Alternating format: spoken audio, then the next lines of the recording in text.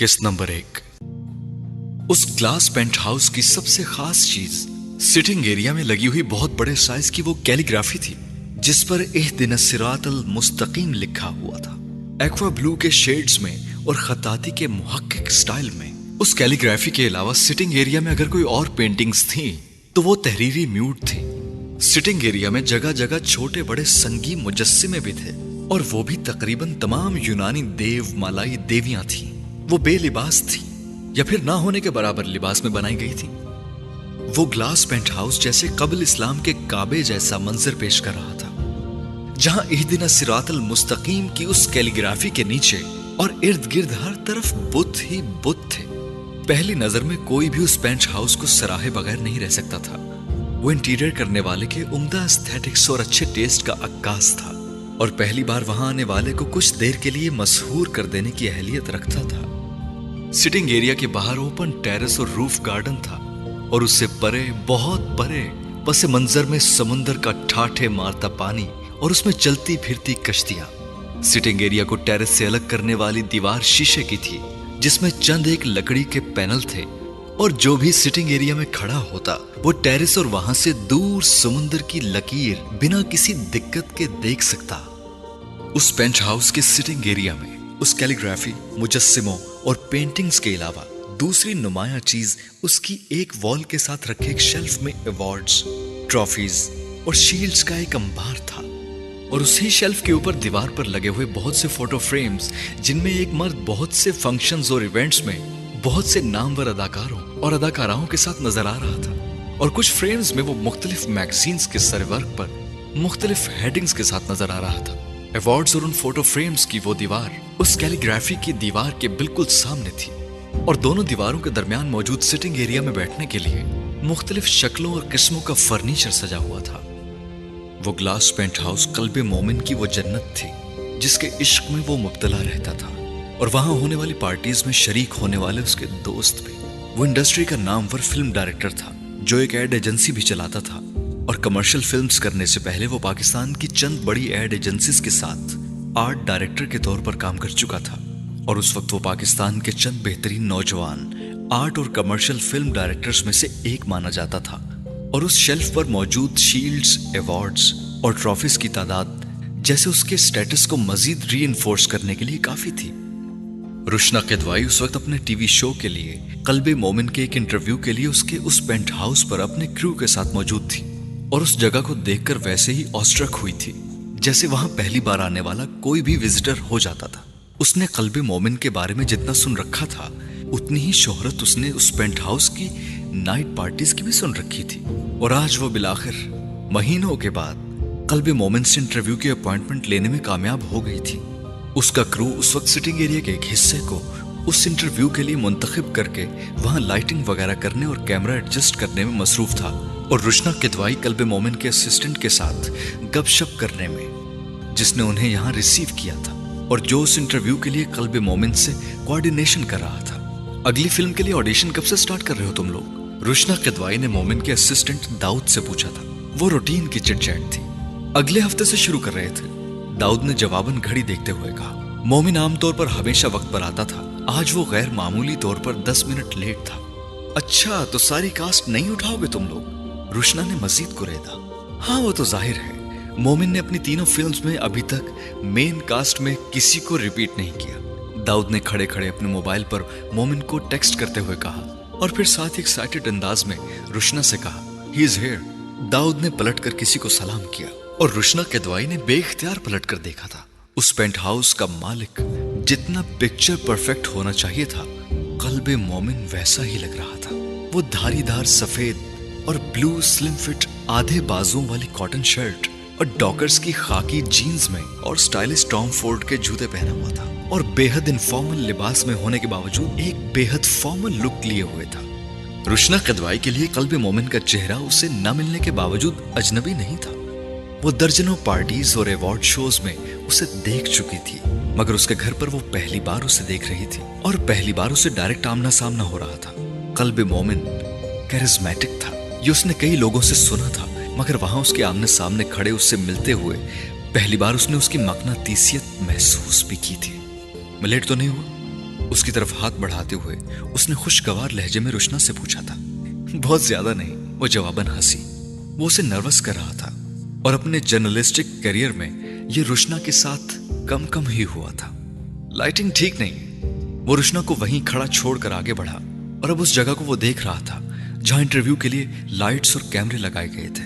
وہ روشنا کے کسی رد عمل کا انتظار کیے بغیر ڈی او پی کے مانیٹر پر فریم دیکھنے لگا، اور اس سے پہلے کہ روشنا یا اس کی ٹیم میں سے کوئی بھی کچھ اور کہتا، وہ لائٹ مین کو ہدایات دینے لگا۔ 5-7 منٹ کے بعد اس نے مومن کو دوبارہ مانیٹر پر جھکتے دیکھا، اور پھر ایک لمحے بعد ہی وہ سیدھا ہو گیا اور اس نے روشنا کو مخاطب کیا۔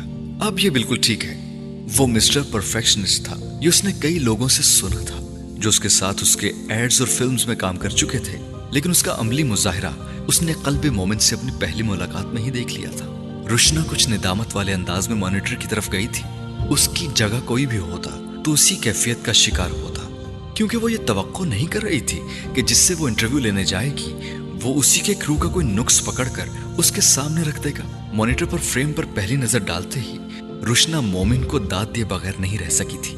یہ وہ والا فریم ہی نہیں لگ رہا تھا جو وہ چند لمحے پہلے اپنے اس مانیٹر پر دیکھ کر ہٹی تھی۔ کیمرے کے اینگل اور لینس کی معمولی ایڈجسٹمنٹ اور 1-2 لائٹس کے دوبارہ سے پلیسمنٹ نے اس فریم کو بالکل بدل دیا تھا۔ مومن اپنے کام کا ماہر تھا، اسے یہ بات ماننے میں اس لمحے کوئی آر نہیں ہوا تھا۔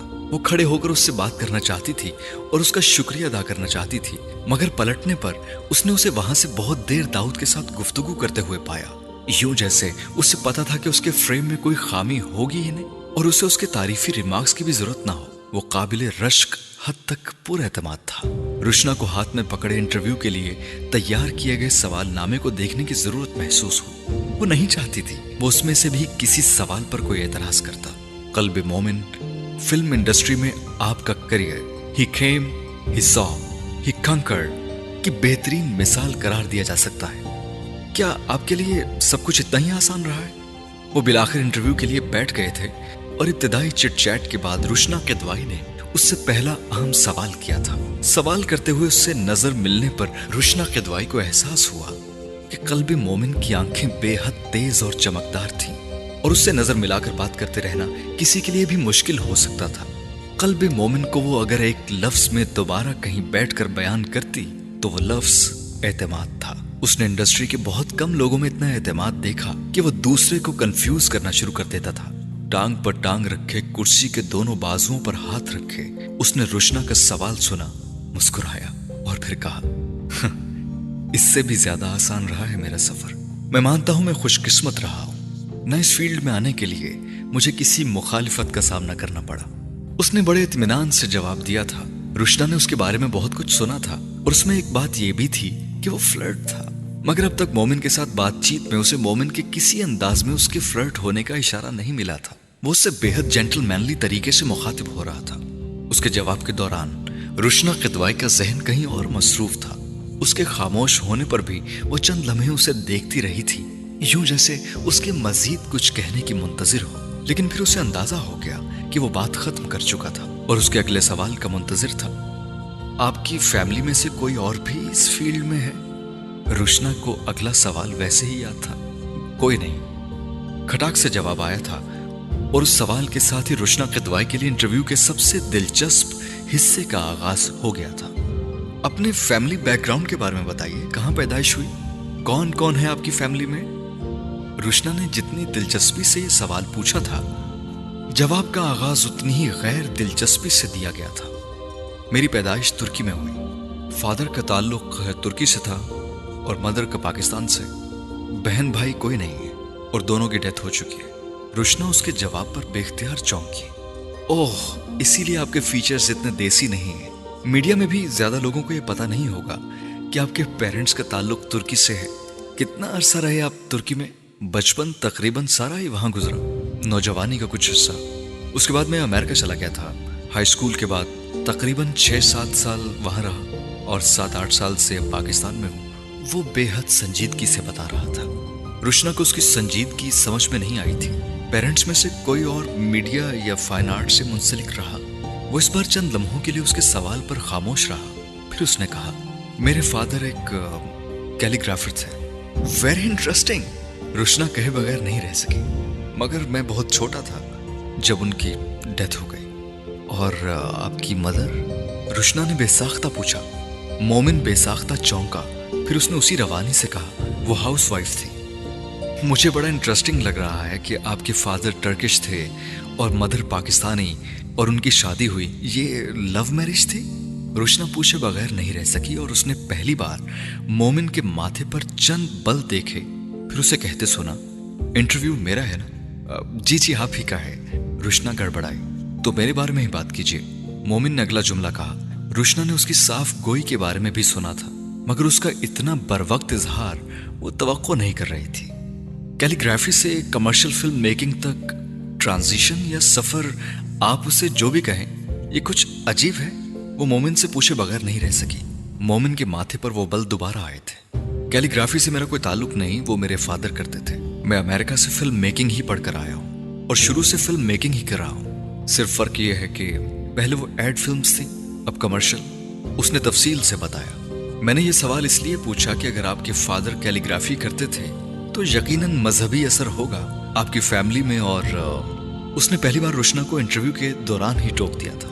मैंने आपसे पहले भी कहा है कि ये इंटरव्यू मेरे बारे में है, तो आप सवालों का फोकस मुझ पर ही रखें। मेरे पेरेंट्स क्या करते थे और क्या नहीं, इंटरव्यूज के बारे में नहीं है। रुशना को समझ नहीं आई वो किस बात की वजह से इरिटेट हुआ था। उसने उसके माँ बाप के हवाले से कोई काबिले एतराज सवाल नहीं किया था, मगर वो इस वक्त कल्बे मोमिन से आर्गुमेंट नहीं कर सकती थी।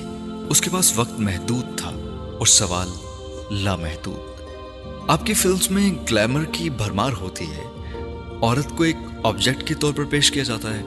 ज्यादातर क्रिटिक का कहना है कि अगरचे आपकी फिल्म विजुअली एक मास्टरपीस की तरह होती है और जितनी खूबसूरती से आप अपनी हीरोइन को फिल्म स्क्रीन पर एक दीवा के तौर पर एक्सपोज करते हैं, इंडस्ट्री का कोई और डायरेक्टर नहीं कर सकता। आप अपनी हीरोइन को ऑब्जेक्ट ऑफ फैंटेसी बना देते हैं। उसने रुशना को दोबारा टोका और कहा, आपका सवाल क्या है वो पूछे। क्रिटिक क्या कहते हैं वो मैं जानता हूँ। रुशना ब्लश हुई। उसे अंदाजा नहीं था वो उसे इस तरह टोकेगा। मेरा सवाल यह है कि आपकी फिल्म्स क्रिटिक की नजर में चीप एंटरटेनमेंट के सिवा कुछ नहीं, वो आपकी नजर में क्या है?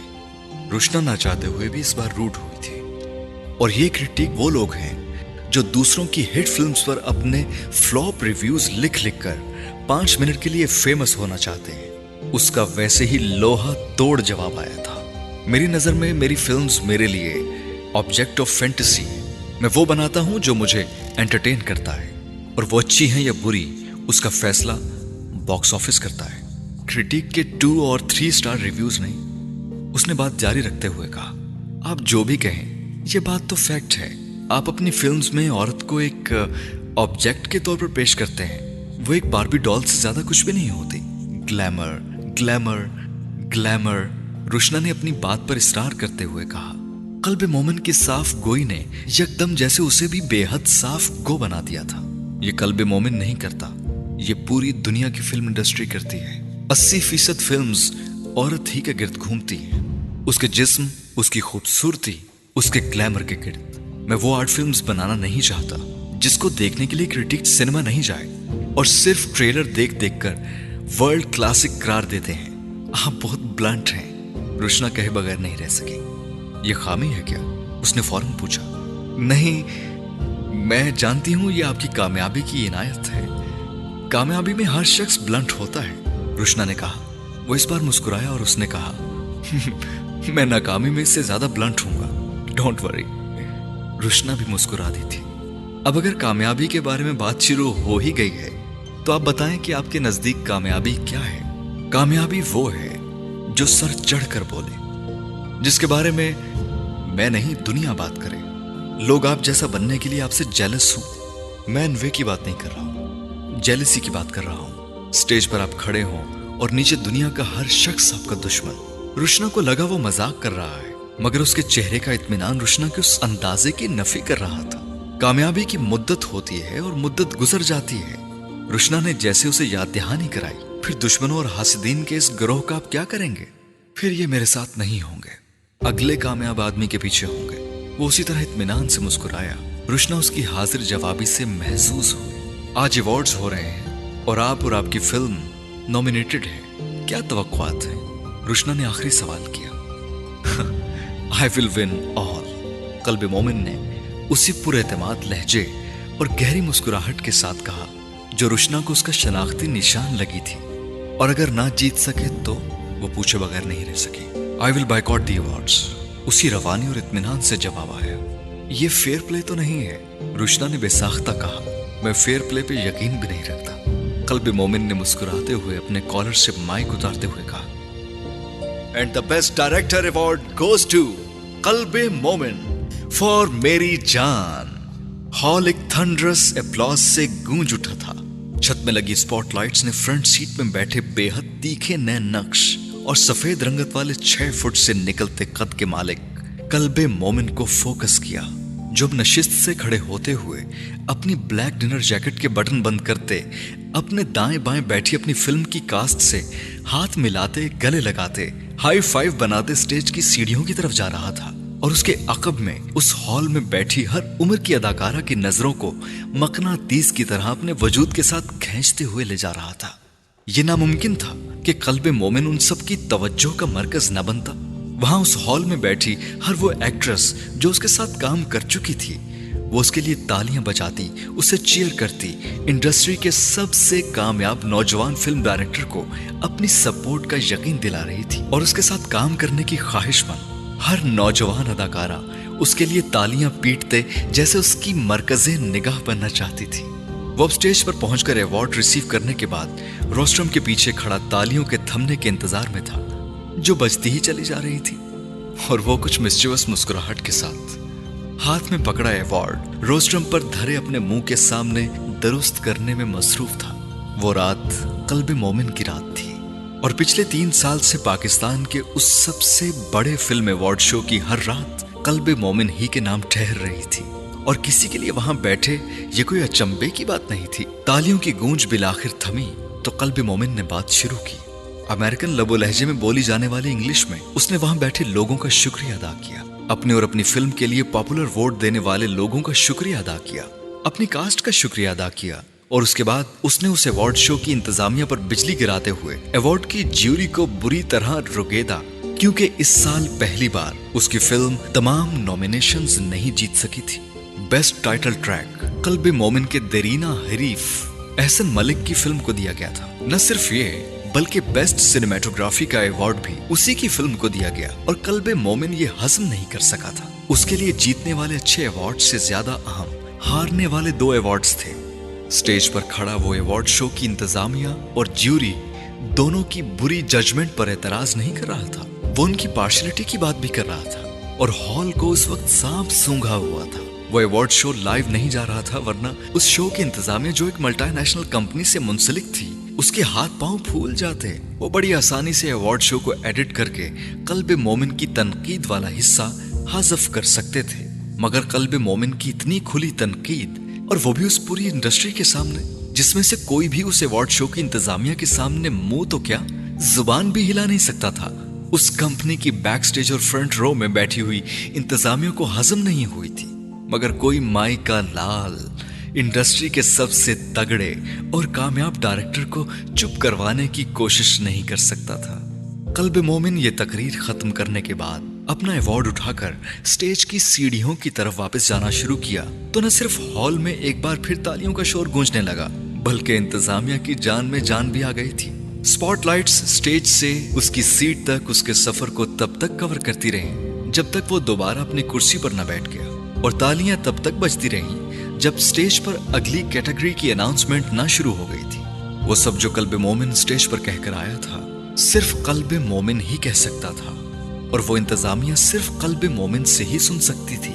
कल्ब मोमिन अपनी सीट पर आकर बैठा तो हॉल में बैठे हुए बहुत से अदाकार और अदाकाराएं अपनी सीटों से उठ कर उसके करीब आकर उसे मुबारकबादें देने लगे थे। वो उस वक्त वहां बादशाह की तरह बैठा हुआ था, और ये मुमकिन नहीं था कि बादशाह को कोर्निश बजा न लाई जाए। मोमिन, मोमिन, कोई मसला हो गया? उस मल्टीनेशनल कंपनी की अहम खातून ओहदेदार तकरीबन भागती हुई फूले सांस के साथ मोमिन की सीट पर पहुंची थी। वो बेहद माजरत खाहाना और मदाफियाना अंदाज अपनाए हुए थी। वो उन 2 अवार्ड्स को जो कल्ब मोमिन की फिल्म की बजाय एक दूसरी फिल्म को दिए गए थे, उसके लिए वो वजाहतों पर वजाहतें दे रही थी। स्टेज पर अगली कैटेगरी से पहले एक परफॉर्मेंस का ऐलान हो रहा था और फ्रंट रो में कल्ब मोमिन को सफाइयों और वजाहतें देते हुए उस ब्रांड से मुंसलिक लोगों का हाल बुरा हो रहा था। आखिरी अवार्ड सेट फिल्म का था और वो अवार्ड अगर कल्ब मोमिन के अलावा किसी दूसरे की फिल्म को मिलता तो कल्ब मोमिन वहां खड़े खड़े इंतजामिया को सूली पर लटका देता। वो मुतकब्बिर था। मुतकब्बिर छोटा लफ्ज था, मुंतकिम मिजाज था और उसे अपना हक समझता था। जूद रंज था और उसे जरूरी समझता था। अपने आर्ट को सबसे बरतर समझता था और अपने टैलेंट को लासानी। वो इस इंडस्ट्री के लोगों के साथ वही करता था जो उस इंडस्ट्री के लोग कम कामयाब लोगों के साथ करते थे। फिल्म इंडस्ट्री नाम की पूजा करती है और कल्ब मोमिन का नाम ही काफी था। फिल्म इंडस्ट्री कामयाबी के सिक्के के अलावा किसी और सिक्के को नहीं मानती, तो उस सिक्के पर आजकल कल्ब मोमिन का नाम और शबीह खुदी हुई थी। और फिल्म इंडस्ट्री अगर सितारा परस्त थी तो कल्ब मोमिन के अलावा पिछले 3 साल में आसमान पर किसी डायरेक्टर का सितारा नहीं चमका था। तो कल्ब मोमिन को अगर घुमंड होता तो क्यों ना होता। वो अगर हर अवार्ड को छीन कर भी ले जाता तो क्यों ना ले जाता, और वो नाज नखरा दिखाता था तो क्यों ना दिखाता। जब उसकी हर फिल्म बॉक्स ऑफिस पर बिजनेस के नए रिकॉर्ड्स बना रही थी और हर प्रोड्यूसर उसके साथ फिल्म फाइनेंस करने के लिए पागल हो रहा था और हर अदाकार और अदाकारा उसके काम करने के लिए उसके ऑफिस के चक्कर काट रहे थे। अगर अरूज हुमा था तो ये हुमा कल्ब मोमिन के सर पर बैठा हुआ था।